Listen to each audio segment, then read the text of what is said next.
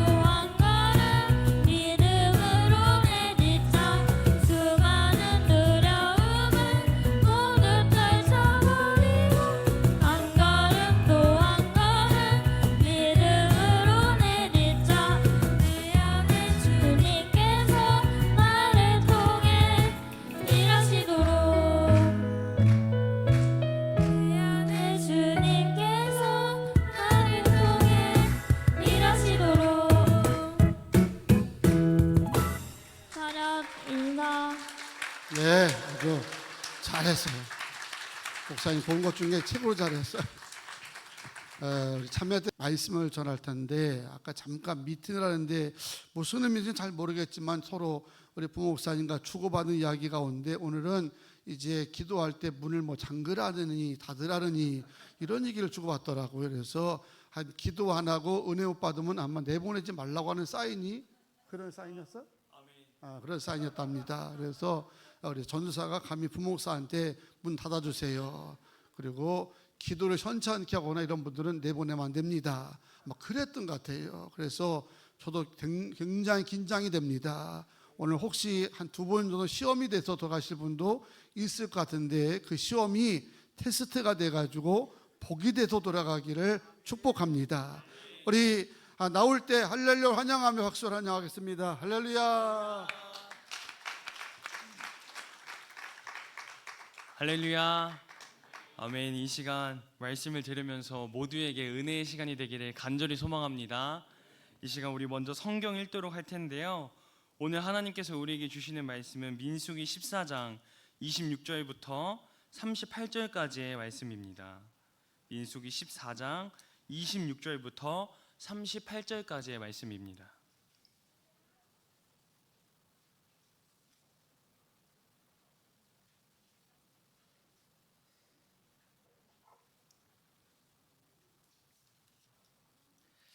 저와 여러분이 한 절씩 번갈아가면서 읽고 마지막은 합독하도록 하겠습니다. 여호와께서 모세와 아론에게 말씀하여 이르시되 나를 원망하는 이 악한 회중에게 내가 어느 때까지 참으랴. 이스라엘 자손이 나를 향하여 원망하는 바 그 원망하는 말을 내가 들었노라. 그들에게 이르기를 여호와의 말씀에 내 삶을 두고 맹세하노라. 너희 말이 내 귀에 들린 대로 내가 너희에게 행하리니 너희 시체가 이 광야에 엎드러질 것이라.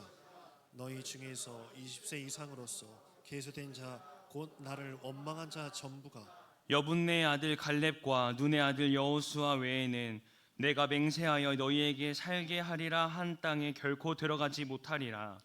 너희가 사로잡히겠다고 말하던 너희 유아들은 내가 인도하여 드리리니 그들은 너희가 싫어하는 땅을 보려니와 너희의 시체는 이 광야에 엎드러질 것이요 너희의 자녀들은 너희의 반역한 죄를 지고 너희의 시체가 광야에서 소멸되기까지 40년을 광야에서 방황하는 자가 되리라.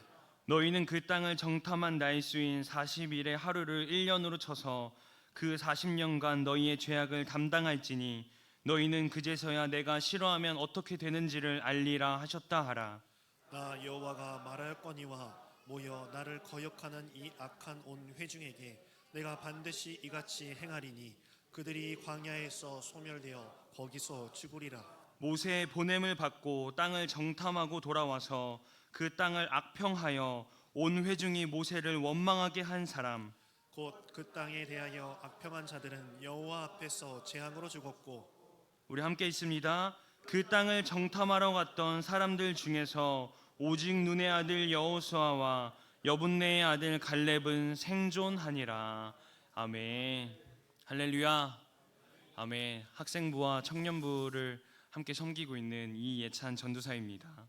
오늘은 믿음의 선포라는 제목으로 함께 나누도록 할 텐데요. 특별히 원래는 다른 설교를 막 쓰고 있었는데 하나님께서 저의 마음에 다른 감동을 주시는 것을 제가 깨닫고 급하게 설교를 다시 썼어요. 그래서 충분히 하나님께서 짧은 시간이지만 저에게 설교가 이렇게 술술술 쓰게 하시는 거 보니까 이 설교를 꼭 전하라고 하시는가 보다 이런 생각이 들었습니다. 특별히 제가 요즘 어떤 생각을 가지고 살아가냐면요, 우리의 입술의 고백이 참 중요하다 이런 생각을 가지고 살아가거든요. 그냥 우리가 흔히 진짜 짜증나네, 진짜 죽겠네 이렇게 말 한마디를 툭툭 던지는 이 말 한마디가 어떻게 보면 우리의 삶을 좌지우지하는 것이 아닌가 이런 생각이 들었어요. 그럼 성경을 쭉 읽다가 오늘 이 본문의 말씀이 딱 생각이 났습니다. 그래서 오늘 여러분과 함께 믿음의 선포라는 제목을 가지고 말씀을 나눌 텐데, 여러분 설교를 잘 들으시고 여러분의 삶 가운데서도 믿음으로 선포하는 역사가 있기를 간절히 소망합니다. 일본에서 한 가지 실험을 했다고 해요. 물을 두 가지를 떠놓고 한쪽에는 긍정적인 말을 하고 다른 한쪽에는 부정적인 말을 했다고 합니다. 긍정적인 말에는 사랑합니다, 고맙습니다, 칭찬합니다, 당신이 짱입니다 이렇게 좋은 말을 해주고, 나쁜 말에는 뭐 이 자식 저 자식 나가 죽어라 여러 가지 안 좋은 말을 막 퍼부었대요.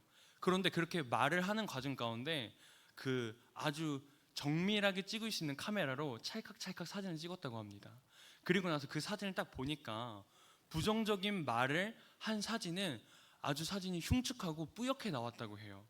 그리고 긍정적으로 말을 할 때 그 물을 아주 정밀한 카메라로 찰칵 찍으니까 물의 결정이 빛나게 나왔다고 합니다. 여러분 안 믿기시죠?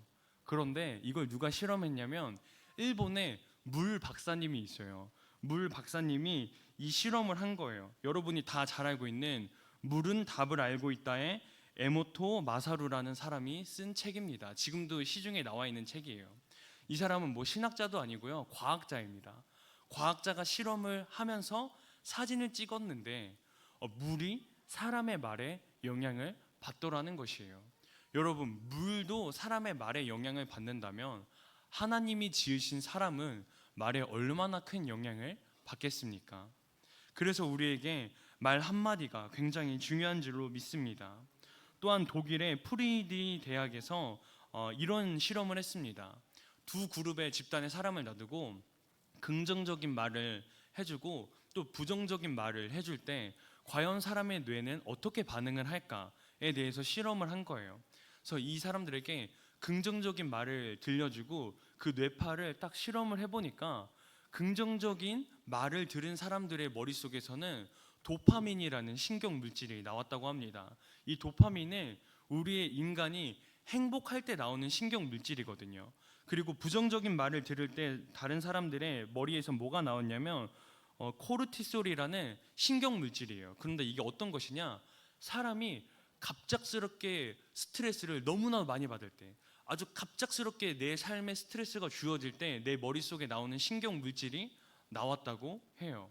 내가 직접 말을 한 것이 아니고 내 귀로 부정적인 이야기를 들었을 뿐인데, 내가 직접 입으로 긍정적인 말을 한 것이 아니고 내 귀로 긍정적인 말을 들었을 뿐인데도 우리의 사람의 뇌가 반응을 했다라는 것입니다. 여기서 알 수 있는 것이 무엇이냐면 하나님께서 인간으로 하여금 지으실 때 부정적인 이야기를 듣지 못하게 지으셨다라는 거예요. 우리가 부정적인 이야기를 들으면 우리가 신체가 저절로 일종의 거부 반응을 일으키도록 우리가 스트레스를 받는 신경 물질이 나오게 하나님께서 만드셨다라는 것이죠. 여러분, 우리가 어떠한 말을 하고 살아가느냐, 어떠한 말을 듣고 살아가느냐, 이것이 우리의 삶을 좌지우지할 줄로 믿습니다. 제가 실제로 겪은 일입니다. 풍산초등학교 앞을 막 지나가고 있었어요. 막 지나가고 있는데 아이들이 이제 학교 시간이었나 봐요. 학교 시간에 남자애들이 막 뛰쳐나오더라고요. 뛰쳐나오는데 어떤 한 아이가 제 옆을 딱 지나가면서 이렇게 말을 하더라고요. 아씨 짜증나 하면서 가는 거예요. 제가 이걸 좀 순화해서 말했지만 진짜 엄청 심하게 아씨 짜증나 하면서 딱 가는 거예요. 근데 그 이야기를 듣는데 제 마음속에 진짜 짜증이 점점 몰려오더라고요. 그래서 이 짜증난다는 말이 나는 들었을 뿐인데 진짜로 짜증나는구나 라는 것을 제가 그때 딱 깨달았어요. 여러분 안 믿기시면 집에 가셔서 한번 실험해 보십시오. 짜증난다는 이야기를 5번만 하면 상대방이 엄청나게 짜증을 내면서 그만 좀 짜증내라고 이야기를 할 것입니다. 이처럼 우리가 짜증난다는 말 한마디에도 우리의 삶이, 우리 그날 하루의 기분이 왔다 갔다 한다라는 것이죠. 하나님께서 우리를 어떤 존재로 지으셨는가, 오늘 본문을 통해서 더 자세하게 알고 싶습니다. 오늘 우리가 읽은 민수기의 이 14장의 본문 13장 27절을 보니 하나님께서 사람들에게 화를 내는 장면이 나옵니다. 하나님께서 어떻게 화를 내시냐면 나를 원망하는 이 악한 회중에게 내가 어느 때까지 참으랴. 이스라엘 자손이 나를 향하여 원망하는 바 그 원망하는 말을 내가 들었노라. 아멘. 하나님께서 이렇게 말씀을 하시는 거예요. 하나님 왜 이렇게까지 화를 내셨냐? 우리가 그 앞전의 내용을 조금 알아야 합니다. 하나님께서 12명의 정탐꾼을 이렇게 딱 모으셨어요. 모으시고 가서 너희들이 지내게 될 땅이다. 너희들이 차지할 땅이다. 앞서가서 그 땅을 정탐하고 와라. 이렇게 딱 했다는 것이죠. 그리고 12명의 사람을 뽑아서 그 사람들이 정탐을 하고 돌아왔습니다. 일종의 모델하우스를 하나님이 보여주셨다고 생각하면 편할 것 같아요.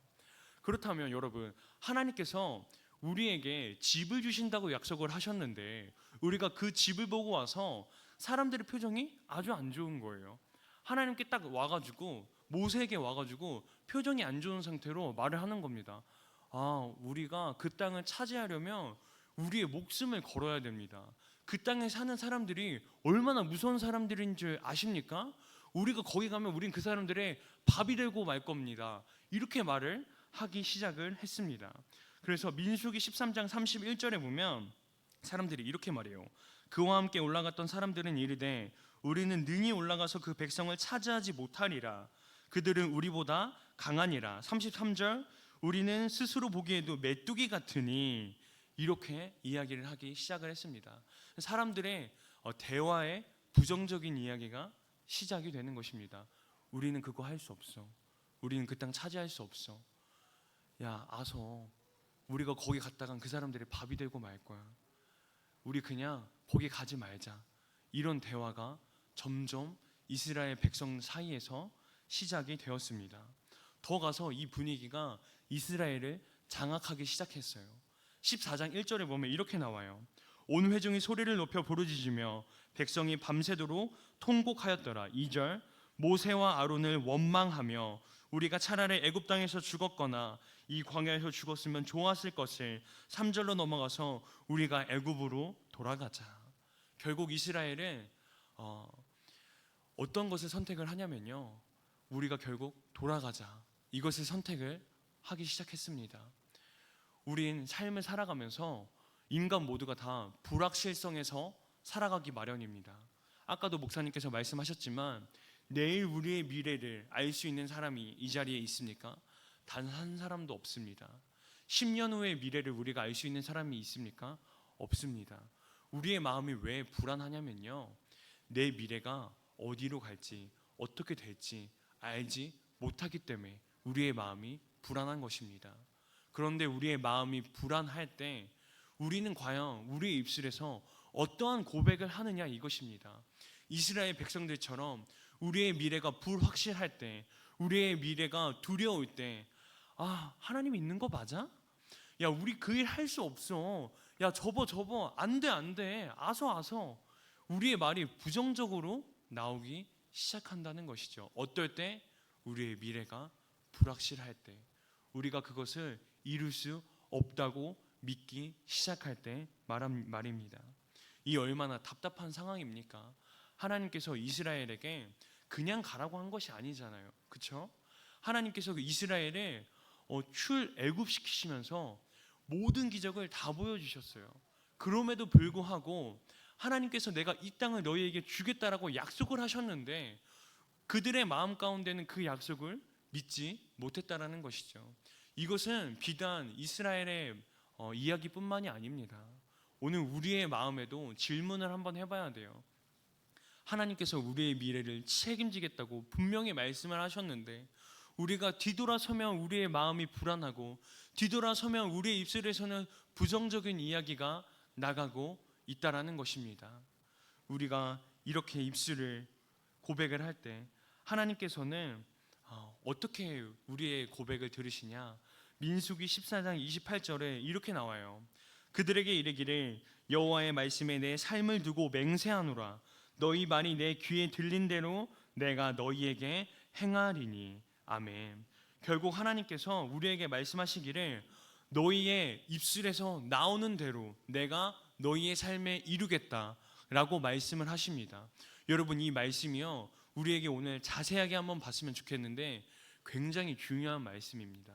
사실 이 말씀을 우리가 잘 파악해 보면 어떠한 비밀이 숨겨져 있냐면요, 하나님께서 너희의 입술의 고백이 내 귀에 들린 대로라고 말씀을 하셨거든요. 이 말씀은 무엇이냐? 하나님께서 너희의 입에서 나온 그 말에 권세가 있다라는 뜻이에요. 즉 지금 우리가 살아가는 우리의 입술 가운데 우리가 내뱉는 모든 말이 우리의 입술의 고백 가운데 하나님께서 주신 권세가 있다는 것을 우리는 알아야 합니다. 그러므로 우리가 말 한마디를 그냥 내뱉는 것이 아니고 정말로 하나님의 영광을 위해서 내뱉어야 된다는 거예요. 우리의 삶 가운데 그냥 진짜 죽고 싶다, 장난으로라도 이런 말을 내뱉으면 안 되는 거예요. 왜? 하나님께서 분명히 말씀하셨으니까 너희의 입에서 나오는 대로 내 귀에 들린 대로 내가 역사할 것이다. 그러니 우리가 말 한마디를 내뱉을 때도 그저 실없는 소리를 내뱉으면 안 되는 것입니다. 하나님께서 우리의 입술에 권세를 주셨기 때문입니다. 여러분, 우리는 지금 어떠한 입술의 고백을 이루면서 살아가고 있습니까?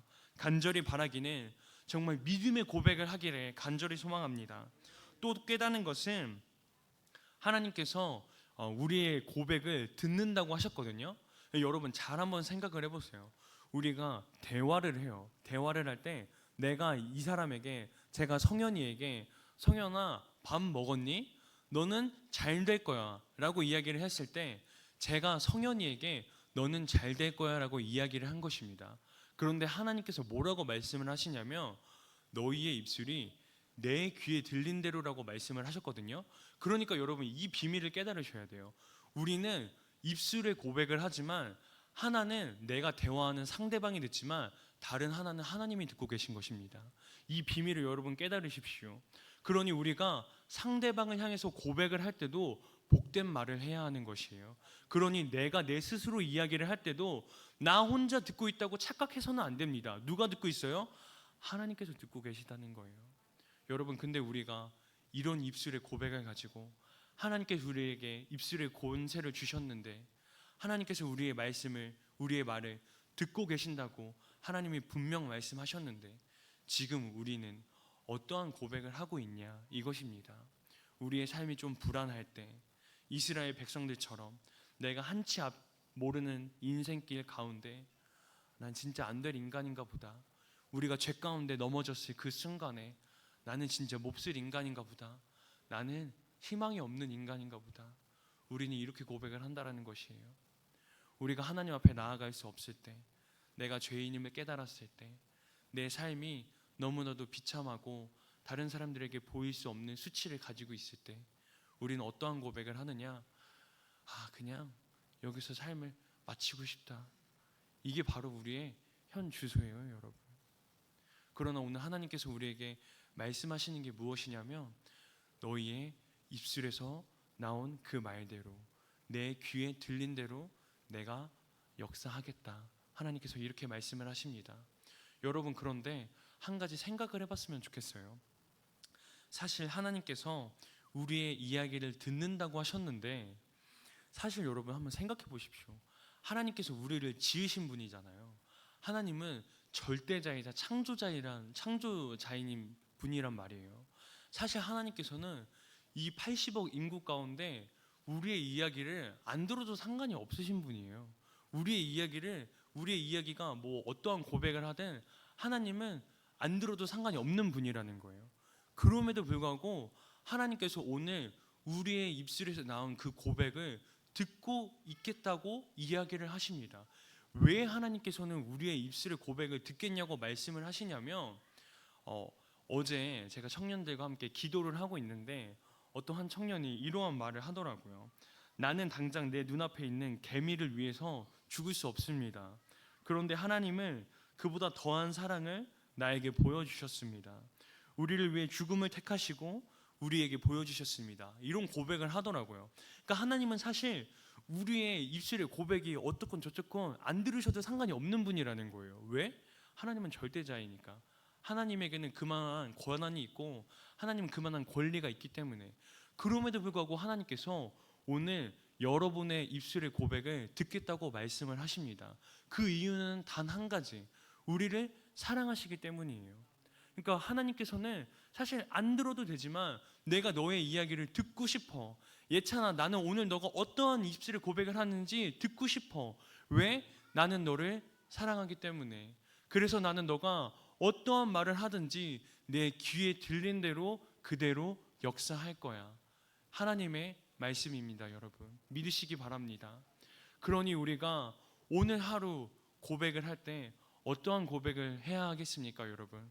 하나님 감사합니다. 이것이 우리가 해야 할 고백입니다.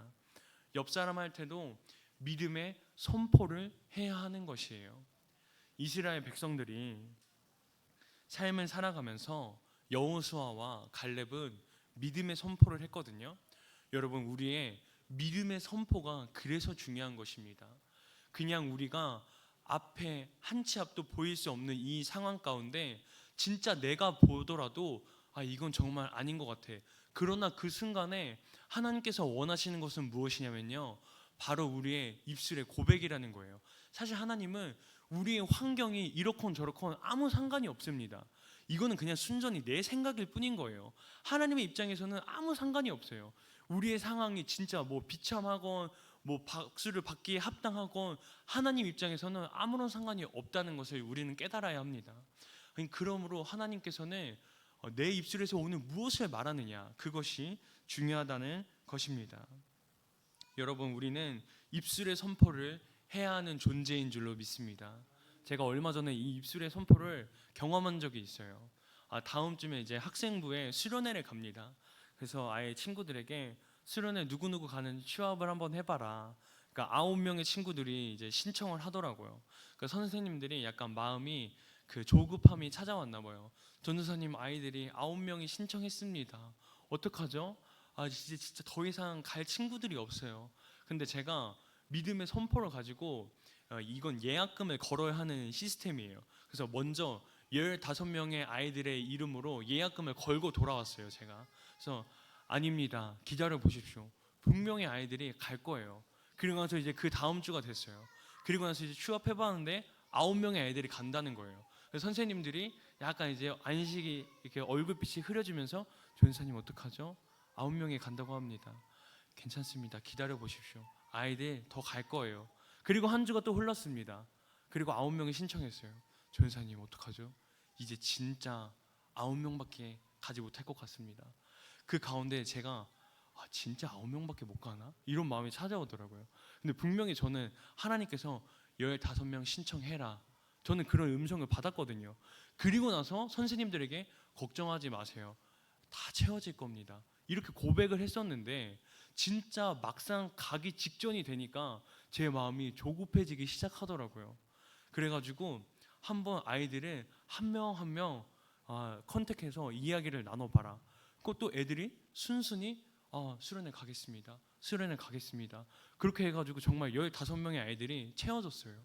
이것을 여러분 누가 보면요, 그건 우연의 일치예요 라고 말할 수 있지만 저는 그렇게 생각하지 않습니다. 믿음의 선포대로 다 이루어지는 것을 여러분 믿으시기 바랍니다. 하나의 일화를 말하면서 마치려고 합니다. 저희가 청년부 수련회를 갔었는데 거기 어떤 목사님이 말씀을 전하러 오시면서 굉장히 뭐 하와이안 셔츠를 입고 쪼리를 신고 그렇게 오더라고요. 근데 그 목사님은 이제 본인이 가진 옷 중에 가장 좋은 옷을 가지고 나온 거예요. 근데 그 목사님이 그러더라고요. 본인이 20살 중반까지는 365일 중에 360일을 술을 마시면서 살았대요.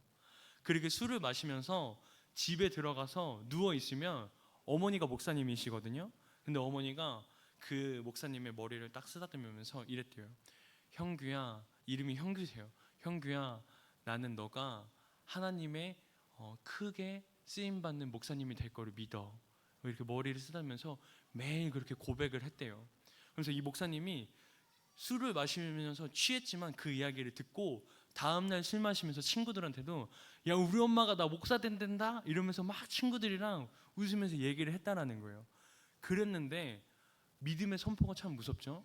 지금 그분은 목사님이 되어서 하나님의 말씀을 선포하는 목회자가 되었습니다.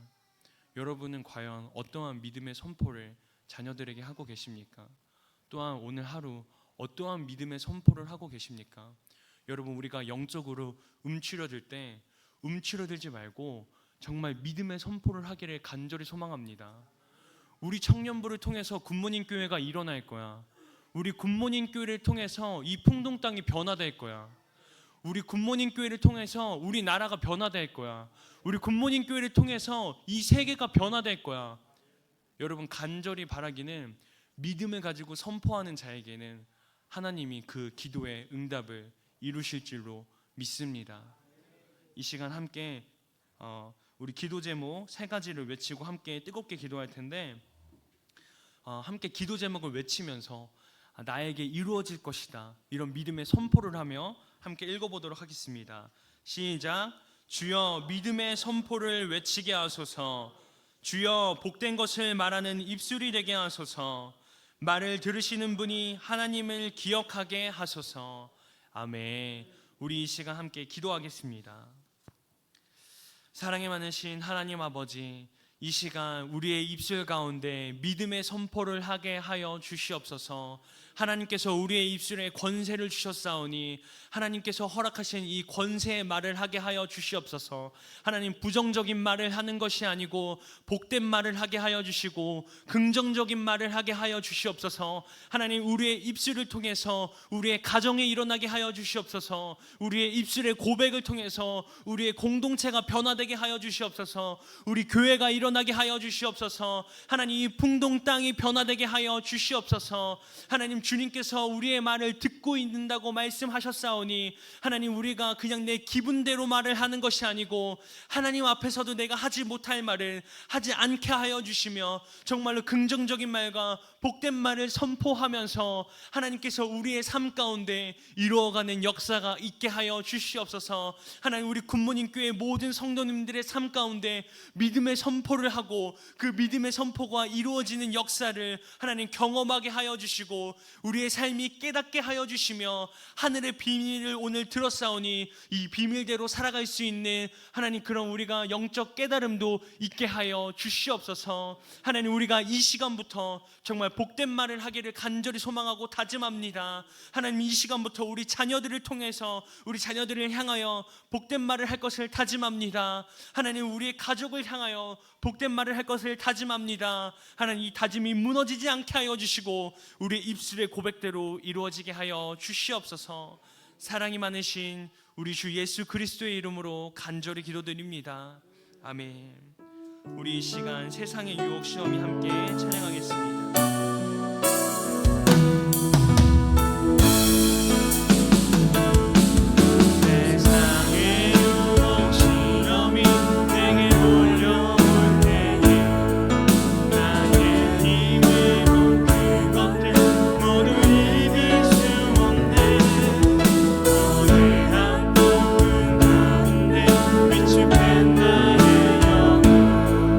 어찌할 바를 몰라